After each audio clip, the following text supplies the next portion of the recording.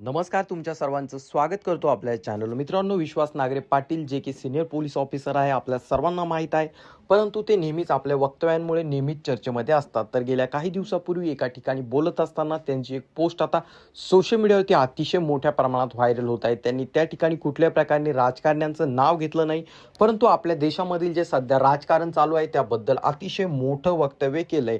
आणि त्यांनी त्या ठिकाणी ते मोदी भक्तांना जे आहे त्यांचं नाव न घेता त्यांना चांगलंच सुनावलेलं आहे.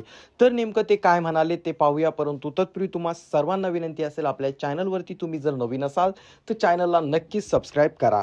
तर मित्रांनो, गेल्या काही दिवसापूर्वी एका ठिकाणी बोलत असताना त्यांनी ज्या एका ठिकाणी एक वक्तव्य केलं की एकदा एक व्यक्ती जो आहे भाकरी बनवत होता, परंतु त्याने भाकरी बनवायला लावली तेव्हा ती भाकरी करपली. त्यानंतर तो आचारी म्हणाला की पीठ बदला. पीठ बदललं तरी भाकरी करपली. त्यानंतर त्याने सांगितलं की या ठिकाणी असणारं पाणी बदला, तरी देखील त्या ठिकाणी भाकर करपली. त्यानंतर त्यांनी सांगितलं की या ठिकाणी असणारी चूल बदला, तरी देखील भाकर करपली. परंतु त्या ठिकाणी असणाऱ्या लोकांच्या हे लक्षात आलं नाही की त्या ठिकाणी पीठ, चूल, पाणी सर्व काही बदलून, लाकडं बदलून देखील भाकर करपली, कारण त्या ठिकाणी तो आचारी खराब होता.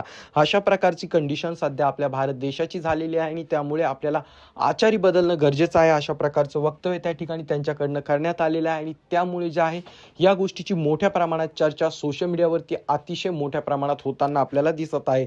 एक प्रकारे त्यांनी त्या ठिकाणी जे आहे मित्रांनो, मोदी भक्तांना सांगण्याचं काम केलंय, तुम्हाला आंबेडकरवादी बनण्याचं गरज आहे.